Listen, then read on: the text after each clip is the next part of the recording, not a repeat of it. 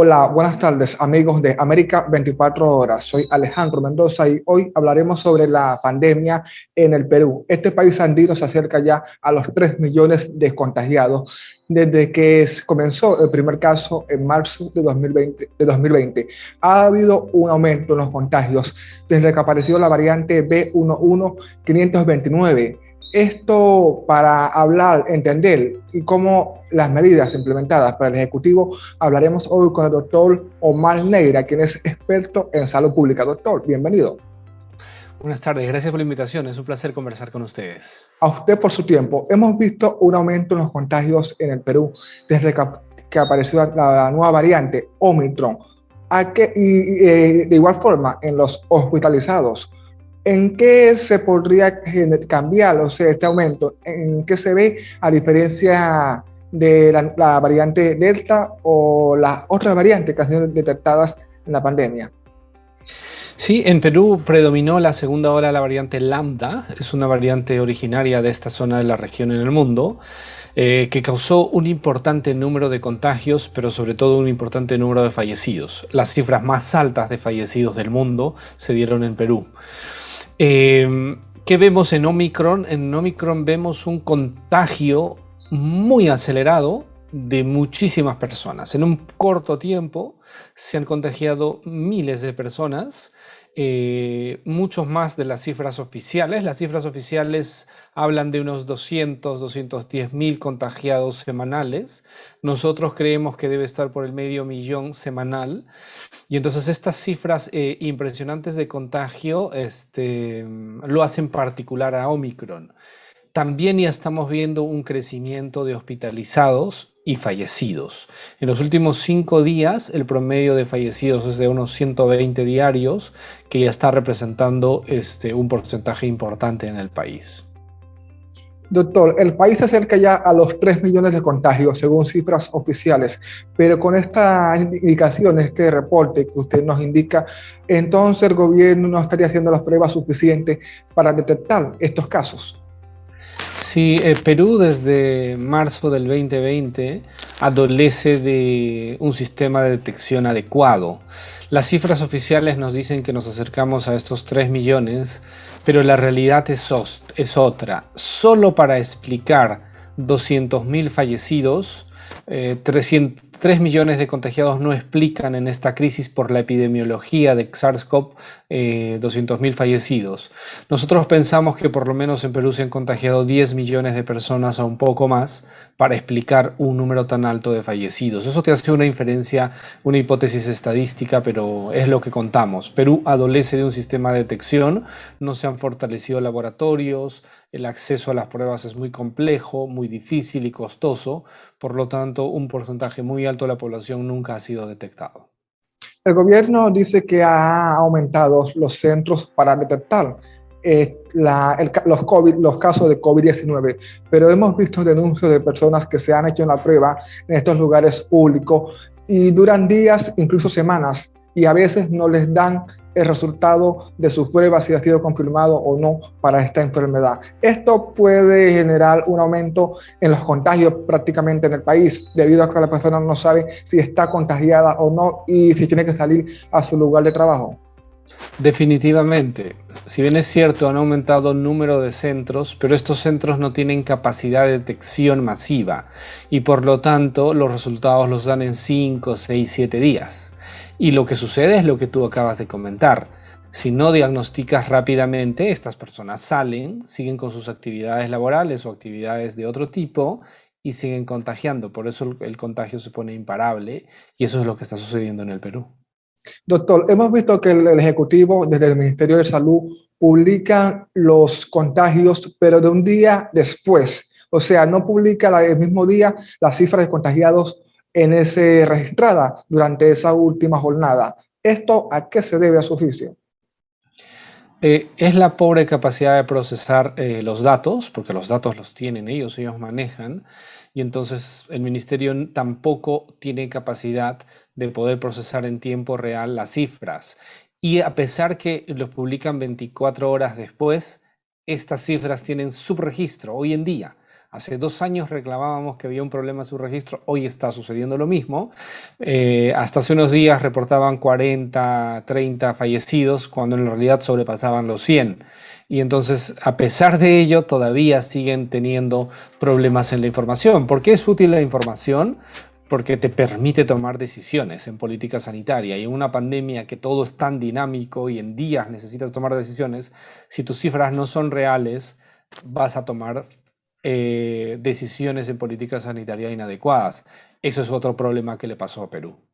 Doctor, el gobierno ha implementado un toque de queda desde las 12 horas hasta las 4 de la mañana. ¿Usted cree que este toque de queda puede impedir el aumento de los contagios? Definitivamente no, ya se ha evidenciado en el mundo y en el Perú. Perú tiene toques de queda desde marzo del 2020 y sus cifras son las que vemos todos, que tienen el mayor número de fallecidos, que son las cifras que importan. Es el país más castigado en términos sanitarios. Y con eso ves que las cuarentenas, las restricciones de este tipo, los toques de queda, no son útiles para prevenir contagio. Posiblemente prevengan delincuencia, pero no contagio. Y entonces más es una medida política que hace ver que toma alguna decisión el gobierno, no solo el presente de Castillo, tiene que ver con Sagasti y también con Vizcarra, para que el pueblo sienta que se toma una medida que podría ser útil y de protección. Pero lo que sucede en un país pobre como el nuestro, donde las familias viven hacinadas, donde las personas salen a ganarse el pan de cada día, lo que crea es mayor hacinamiento porque tienes menos tiempo para hacer tus actividades por estas restricciones horarias. Por lo tanto, aglomeras personas en espacios reducidos y el contagio va a crecer. El efecto es contraproducente. Doctor, sabemos que en Perú, bueno, en algunos países de la región, las escuelas no han abierto, pero en el Perú el gobierno ha permitido que se estén abiertas los casinos y las discotecas y las escuelas no. Esta no es una medida contraproducente, teniendo en cuenta que en estos centros de fiesta, como son las discotecas, también se generan contagios. Es otra de las medidas políticas no sanitarias ni de sentido común que se han tomado en estos 2 años, donde se ha priorizado la actividad posiblemente económica de algunos grupos de interés, pero no se ha priorizado los verdaderos intereses de la sociedad.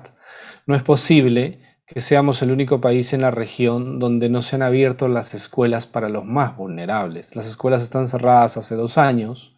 Entonces tú ves que un chico de 5 años hoy tiene 7 y no sabe sumar, no sabe leer ni escribir. Y entonces eso es condenar a una sociedad al fracaso.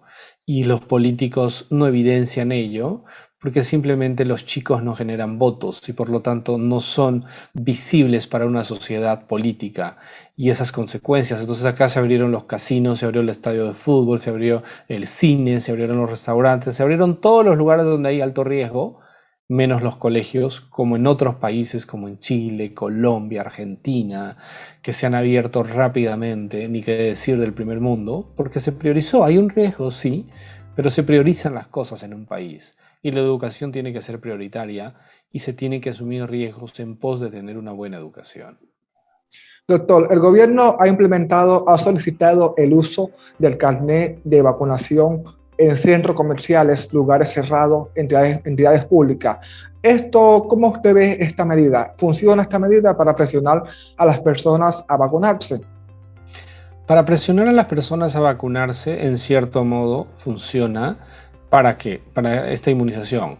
Pero la información que se hace por parte del gobierno es que es para evitar contagios.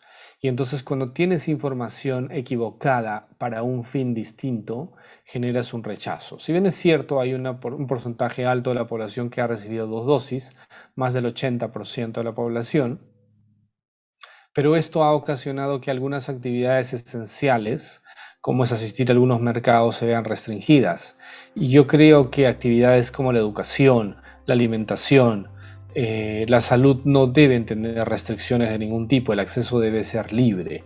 Entonces ahí ha habido una serie de medidas en ese sentido que no han ayudado, pero creo que ahora hay una discusión en el mundo y se empieza a discutir si son válidos o no y si previenen o son útiles. Y más allá de promover que más personas se vacunen o obligarlas, este es distinto. Para cambiar conductas, las medidas coercitivas no son útiles. Se necesita hacer un trabajo integral de educación, que es el único camino sostenible para cambiar conductas, en este caso, para mejorar la salud pública de una población. Doctor, en estos 2 años de pandemia, ¿en qué ha visto usted que ha mejorado el servicio de salud en el Perú? Bueno, en estos años de pandemia, ¿qué cosas se puede, digamos, aplaudir? Es el recurso humano, la capacidad de todo el personal de salud, a pesar de las difíciles circunstancias, la poca capacidad de gestión de quienes manejaban esto, han podido mitigar consecuencias mucho más graves. Eso es una de las cosas positivas. El recurso humano, no solo en salud, sino también en las Fuerzas Armadas, la policía, que han colaborado para, con lo que se tiene, intentar mitigar unos efectos catastróficos. El programa de vacunas es otro, digamos, es otro aspecto que ha funcionado, que hay que aplaudir, que ha ayudado a que una población muy importante sea inmunizada. Claro, es importante decir que el programa de inmunización del Perú durante las últimas 2 décadas era muy bueno en otras enfermedades, en otras vacunas. Y entonces esa experiencia ha sido muy útil para implementar un buen sistema de inmunización, y por eso el Perú tiene más o menos medianamente un programa aceptable, ¿no? No es el espectacular de Chile, pero ahí vamos, ¿no? ¿Qué recomendación le haría usted al Ejecutivo? A ver, la vigilancia epidemiológica sigue siendo importante. La OMS lo acaba de decir en estos días, que la pandemia va a girar, es dinámica, pero es importante hacer detección para evitar brotes importantes. Y eso debería hacer. Despolitizar también la salud es otro factor, ¿no? No tomar medidas sanitarias en base a un cálculo político. Hay que tomar medidas sanitarias en base a la evidencia científica, además es un ministerio científico de salud, para poder lograr un mejor beneficio y hacer un análisis de riesgos. En salud pública siempre analizamos mayores beneficios y menores riesgos, y eso tiene consecuencias positivas a futuro, ¿no? Doctor, la OMS ha dicho que el virus puede terminar en Europa con esta nueva última variante. ¿Usted cómo lo ve? ¿O podemos esperar nuevas variantes incluso superiores a esta Omicron? Es esperanzador lo que está haciendo Omicron, porque hace un contagio muy acelerado a muchas personas, genera inmunidad en un corto tiempo, por lo tanto tienes, entre comillas, una cierta inmunidad de rebaños. Eso es positivo y eso nos podría llevar a una endemia. Pero es importante precisar de que no sabemos cómo viene la nueva variante. La variante Omicron no causa mucha enfermedad en términos cuantitativos de población. Se contagia mucha población, pero a pesar de un incremento en nuestros países de uso hospitalario y muertes, pero no es tan grande como las variantes anteriores. Pero es muy complejo predecir cómo viene la siguiente variante. Viene una nueva variante, eso sí sabemos. El número de contagios tan alto va a ocasionar un nuevo linaje, una nueva variante definitivamente. Eso se va a dar en las próximas semanas. Si es menos transmisible en términos de contagio, menos severo así como Omicron, y no evade mucho las vacunas, estaríamos pasando a un tema endémico y saliendo de esta parte aguda de la pandemia para pasar a una parte, digamos, endémica, más sostenible y manejable, como ha sido influenza u otras epidemias respiratorias.